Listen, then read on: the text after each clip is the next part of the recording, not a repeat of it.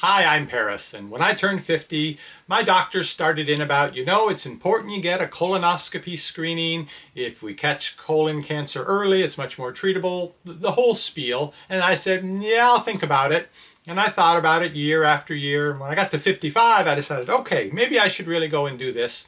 So I researched it and was very nervous by what I found. Of course, you see TV shows, they've got the person on the table watching on a monitor along with the doctor. Well, this was some years ago as they do the colonoscopy. So basically, you're awake during it.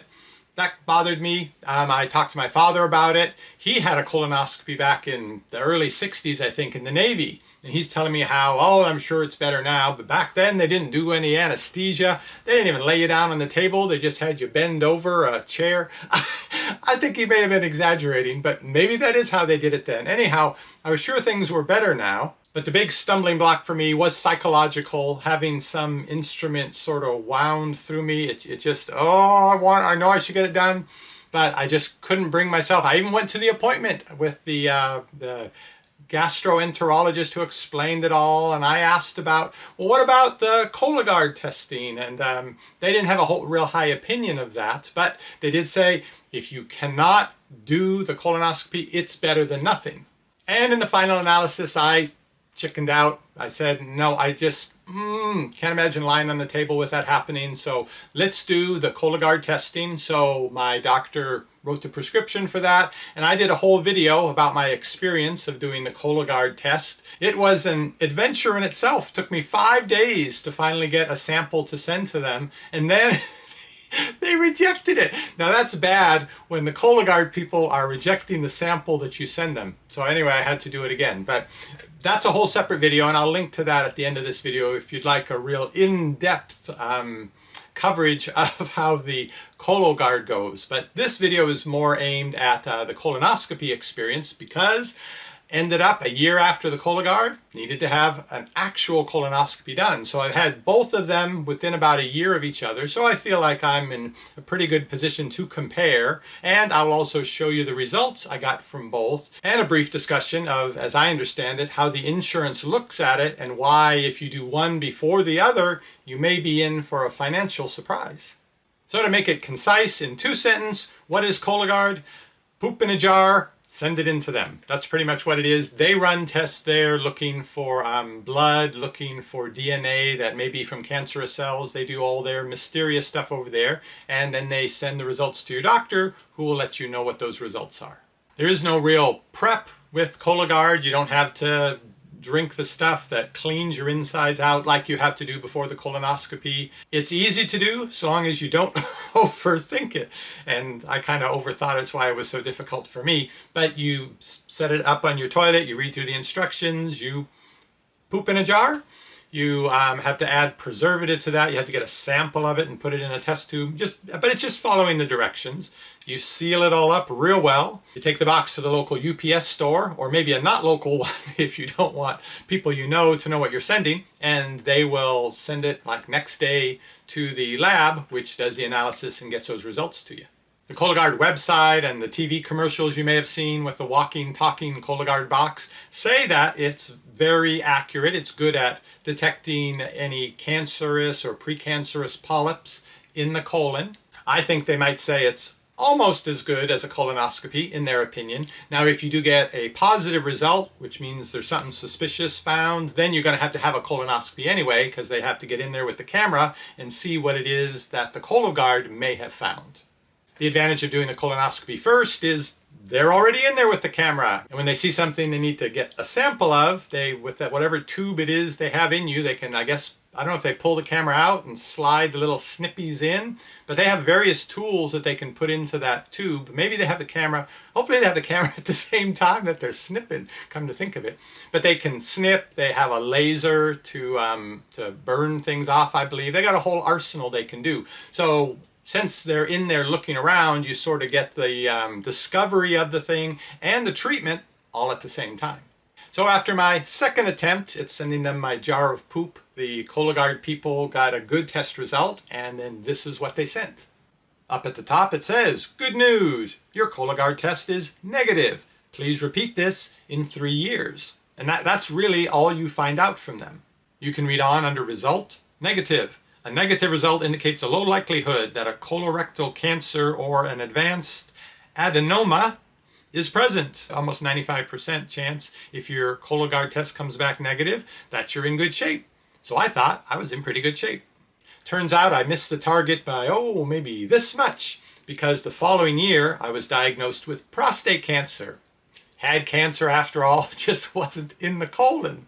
It was colon adjacent cancer, and it was somewhat far along, so they were in a hurry to get me treated. So in any case, I was told very clearly, have you had a colonoscopy? And I said, no, but I took the Cologuard test. And they said, They said, after the radiation we're going to be doing on you, you will not want to have anybody up in there doing anything for at least a couple years. So it's very important that you go right now, before we start your treatment for your prostate cancer, and have a full colonoscopy done. Back to the same doctor I chickened out on before to have the colonoscopy. Hey doc, I'm back. He was very understanding, and he actually got me through with it with like just in 2 or 3 days. Normally there's you schedule it in advance, and then you have the education about what all is going to happen, and you go out and you buy the different things you need to take or get the prescription, depends how they do it. But you're going to need to be changing your diet for 2 or 3 days in advance, cutting out the heavier type foods that might interfere, that might get, I guess, stuck in the crevasses so they can't get a good look at everything while they're doing the colonoscopy, a good look with that lens. So you have to change your diet. You need to take things to flush stuff out, and there's an enema involved as well. I don't eat meat or much in the way of processed foods, so fortunately my diet was pretty good already for skipping that day or two of changing out the diet. But I did have to do an express course of the stuff to clear everything out, and then the enema. And then I showed up at the endoscopy center, I think it was 4 days before my first chemo infusion. Said, all right, let's do this. And I didn't know if they're going to have me lean over a chair. I didn't know if they're going to have a big screen, high definition TV and tunnel me through watching the curves of my colon. But to my surprise, and I didn't know this because I missed some of the pre-education stuff, they were in a hurry to get me in, they put me out.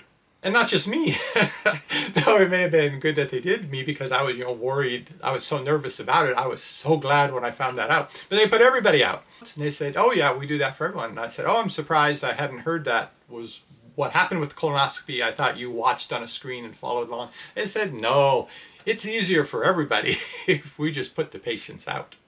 Well, was I ever relieved? Down the hall, into the room, there were probably like 3 or 4 people in there. And they then started the IV with the sedation and the count backwards from 100. I think they did that. And next thing I woke up, I was back in the other room with just a little curtain thing drawn across. And they said, oh yeah, everything went fine. I was very loopy, and I hate when they do this because I've been sedated for a couple other procedures before, when you just come out of sedation, and that's when they decide to read you the list of all the important things they found in the procedure they were doing. And you're not going to remember any of it. They told me my colon was very clean, and well, I tried. So they were able to get a good look at everything. They did find 1 polyp. It was medium-sized, 6 millimeters. And so I'm remembering 6 millimeter polyp, because I wanted to write it down as soon as I got a chance before I forgot. And they said a couple other minor findings, but in terms of looking for cancer, they found just that 1 medium-sized polyp, and they would send it off to pathology, and then there would be a report in a few days, and I'd find out. The last thing I needed was another cancer to deal with at the same time, unless I can get a 2-for-1 with the chemo. Maybe I can get rid of both at the same time. But a few days later, the results came in. They called and told me, no, it was not malignant. So that was all that was required in the way of treatment, because they snipped the polyp off and took it out to send it for pathology. And so that was it. And I was good for 5 years, and come back and let's do this all again. Now the Cologuard report gave me a 1-word result, negative, which is the most important thing to hear. Here are the results I got from the colonoscopy. The appendiceal orifice, I'm guessing that's where the appendix hangs out, and the ileocecal valve were identified. The scope was subsequently removed slowly. Thank you for that. While carefully examining the color, texture, anatomy, and integrity of the mucosa. The colonoscope was retroflexed within the rectum. I think I'm glad I was asleep for that. Patient tolerance procedure was excellent. The procedure was not difficult because I was asleep. And then the findings. Excavated lesions. Several diverticula were seen in the descending colon and sigmoid colon. Protruding lesions. A single sessile 6 millimeter polyp was found in the cecum. A piecemeal polyectomy was performed using cold forceps. The polyp was completely removed and retrieved. Do you see what I'm talking about with all the detail compared to the Cologuard negative? But wait, there's more. I don't know if it's quite worthy of a trigger warning, but if you do not want to see the inside of my colon, you should skip ahead a little bit here in the video. But if you do watch it, make note, that is one clean looking colon. The top left 3 photos, you can pretty clearly see that polyp that they removed, and I guess I'm glad to have that out of there. The top right is where my appendix hangs out. I guess that looks okay. Then there's the valve on the bottom, another thing, and then at the bottom right is the retroflexed view in the rectum. I'm glad I was asleep when they took that picture. And if you like that for detail, they even give you pictures of the inside of your colon as a keepsake. Then I got the results from the pathology lab, and there's a lot of detail in that too. Diagnosis, cecum polypectomy, tubular adenoma. That doesn't sound good. Microscopic description. Sections through submitted tissue show a polypoid lesion composed of tubular coiled and somewhat cystically dilated glands lined by, well, okay. Skip. There is no high-grade dysplasia. There is no malignancy. That's what you want to see in your report. Turned out not to be cancerous. So what do you know? The Cologuard, with their one-word result, they were right.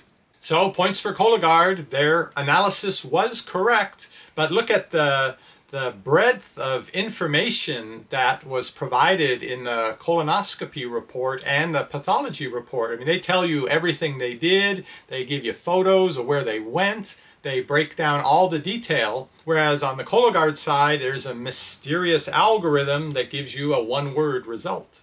Now, I'm not a doctor. Speaking just as a patient who's had both, I would say that is the Cologuard test better than nothing? Yes, definitely, and it gave me a good result.